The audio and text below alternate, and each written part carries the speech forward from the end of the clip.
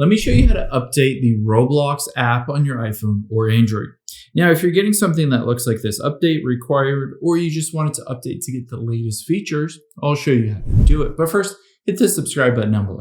It really helps me out. Thanks, guys.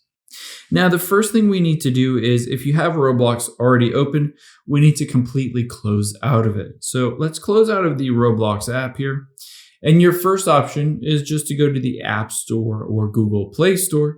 And from here, we will search for Roblox to see if there is an update. However, keep in mind, even if there's not an update, you do have another option that will force update it to get the latest features. So if you do see update here, just tap on update. But if you don't see that, all you need to do is get into the settings app on your iPhone or Android.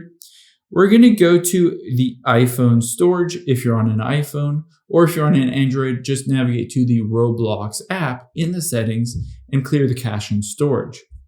Now from here, I'm just going to find Roblox on this list, and I'm going to offload this app and then reinstall it. By going through this process, it force updates it to the latest version, but most importantly, it clears all the cache and temporary files in that app.